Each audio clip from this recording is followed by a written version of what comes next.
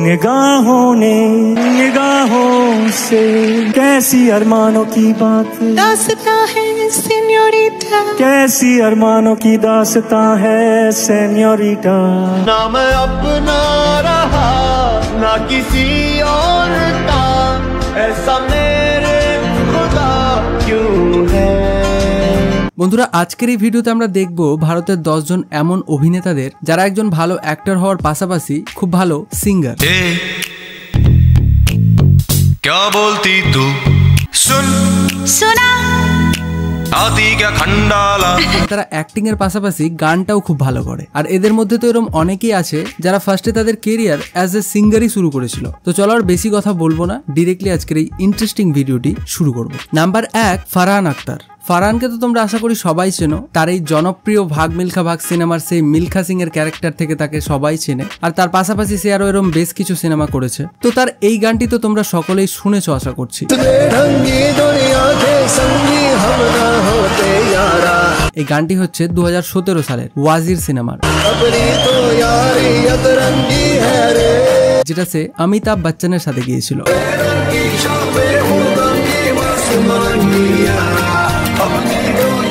তারপর সে এই গানটিও গিয়েছিল।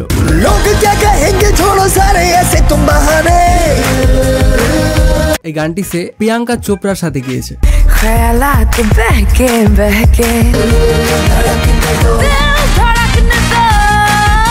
তারপর এই রক টাইপ গানটিও তারই গাওয়া।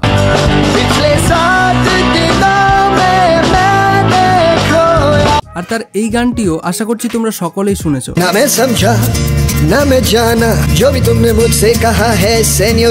গানটি হচ্ছে 2011 সালের জিন্দগি না মিলেগি দোবারা সিনেমার একটি গান। এই গানের কিছু অংশ ফারহান আক্তার নিজেই গিয়েছিল। মগর ফির ভি না জানে কিউ মুঝে সুনকে আচ্ছা লাগা হ্যায় সেনিয়রিটা। নাম্বার 2, ঋত্বিক রোশন। বন্ধুরা এই সেম গানেই যেমন ভাবে ফারহান আক্তার কিছু অংশ গিয়েছিল, ঠিক সেভাবেই ঋত্বিক রোশনও এই গানের কিছু অংশ নিজের গলায় গিয়েছিল।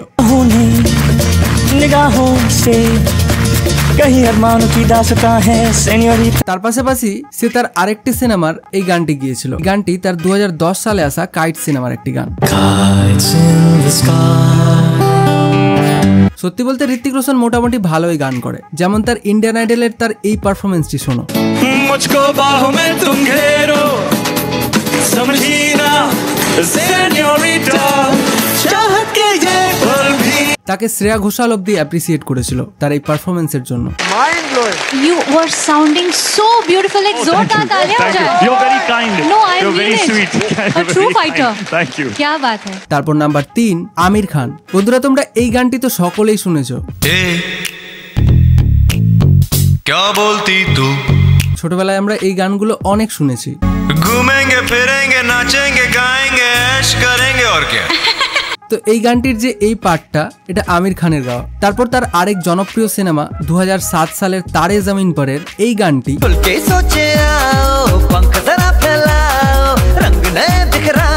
যেটা অ্যাকচুয়ালি সান গিয়েছিল, কিন্তু এই গানের এই অংশটা আমির খানের গলাতে গাওয়া। তারপর তার জীবনের সবচেয়ে হিট সিনেমা দাঙ্গল সিনেমার এই গানটি আমির খানের গাওয়া।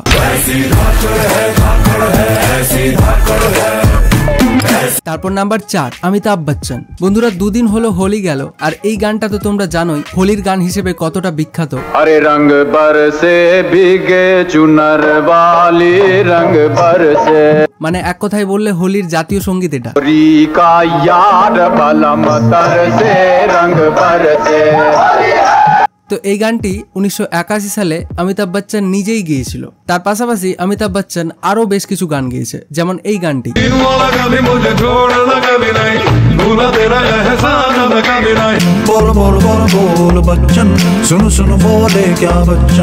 আর তারপর 2008 সালের তার ভূতনাথ সিনেমার এই গানটি। এই গানে বচ্চনের সাথে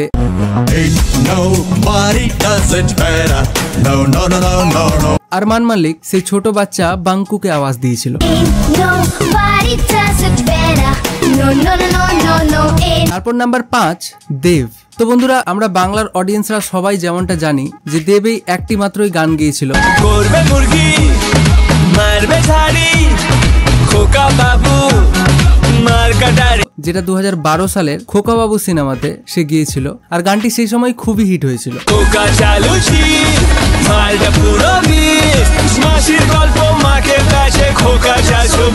তারপর নাম্বার 6 জিৎ। তো জিৎ তার 2014 সালের বচ্চন সিনেমাতে এই গানটি গিয়েছিল।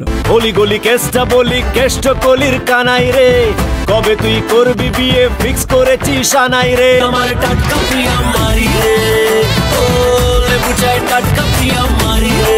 আর তারপর এই গানটিও জিৎ গিয়েছিল। উঠেছে চাঁদ আকাশে ঈদ মুবারক, উঠেছে চাঁদ আকাশে ঈদ মুবারক। যেমনটা তোমরা সবাই জানো যে জিতের সিনেমা বেশিরভাগ ঈদেই রিলিজ করে, আর তাই সে তার একটি সিনেমাতে ঈদের এই গানটি গিয়েছিল। গন্ধে বিভোর সুরমাতে সেজেছে চোর। আরে না হয়নি। নাম্বার 7 আদ্রিত রয়। বন্ধুরা, এই লিস্টে আদ্রিতের নাম রাখার একটি বিশেষ কারণ রয়েছে। সে যে একজন খুব ভালো অ্যাক্টর এটা আমরা সবাই জানি, কিন্তু সে অ্যাক্টিং এর সাথে সাথে দুর্দান্ত গান করে। আমার ভিনদেশী তারা একা রাতেরই আকাশে তুমি বাজালে এক তারা আমার চিলে কোঠার পাশে। তারপর তার এই গানটি শোনো, যেটা সে খালি গলাতে দেবের সামনে গাইছিল। জানি না কেন তা জানি না, জানি না কেন তা জানি না, জানি না কেন জানি না। সত্যি বলতে আদ্রিত দাকে প্রফেশনাল সিঙ্গারের মতোই মনে হয় আমার। তারপর নাম্বার 8 অক্ষয় কুমার। অক্ষয় কুমার 2013 সালে তার স্পেশাল 26 সিনেমাতে এই গানটি গিয়েছিল।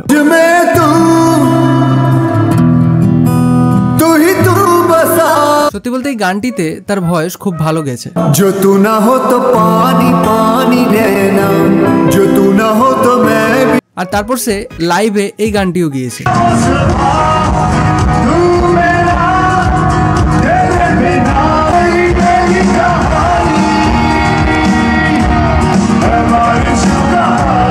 তারপর নাম্বার 9 বলিউডের ভাইজান সালমান খান। ভাইজানের 2014 সালের কিক সিনেমার এই গানটি তার নিজের গাওয়া।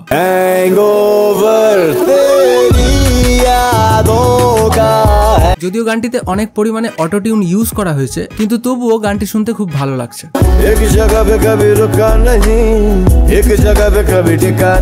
তারপর তার 2015 সালের এই গানটি।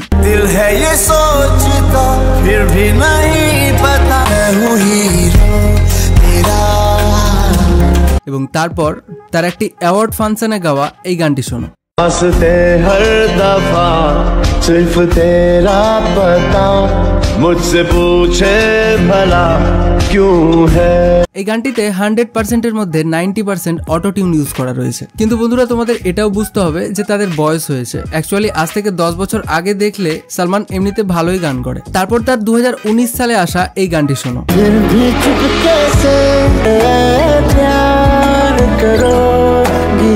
আর তারপর তার সুলতান সিনেমার এই গানটি শোনো।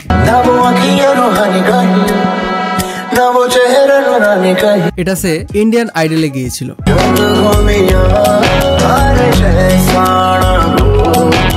যদিও এটা সে অ্যাকচুয়ালি গিয়েছিল নাকি লিপসিং করেছিল এই নিয়ে আমার অনেক সন্দেহ রয়েছে। তোমাদের কি মনে হয় সেটা অবশ্যই আমাকে কমেন্টে জানিও। আর সবচেয়ে শেষে নাম্বার 10। বন্ধুরা, সত্যি বলতে আয়ুষ্মান খুরানাকে একজন অ্যাক্টরের সাথে সাথে একজন প্রফেশনাল সিঙ্গারের ক্যাটাগরিতেও রাখা হয়।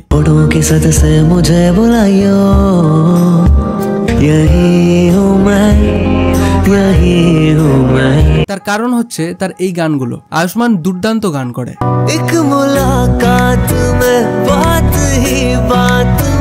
আর তোমরা হয়তো অনেকে এটা জানো, যেমন তার এই গানটি শোনো।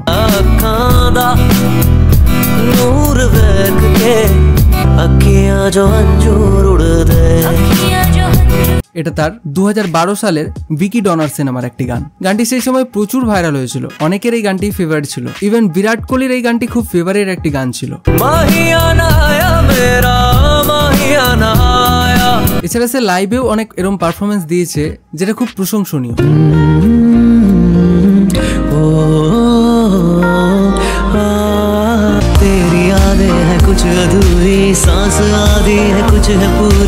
তো বন্ধুরা, আজকের জন্য এইটুকুই। দেখা হবে আবার পরবর্তী কোনো ভিডিওতে। যদি তোমাদের এই ভিডিওটি ভালো লাগে তাহলে অবশ্যই আমি এই ভিডিওর পার্ট 2 নিয়ে আসবো। তো তোমরা যারা এই চ্যানেলে নতুন আছো তারা অবশ্যই চ্যানেলটিকে সাবস্ক্রাইব করে রাখো, আর ভিডিওটিতে অবশ্যই একটি লাইক দিয়ে দিও। ধন্যবাদ।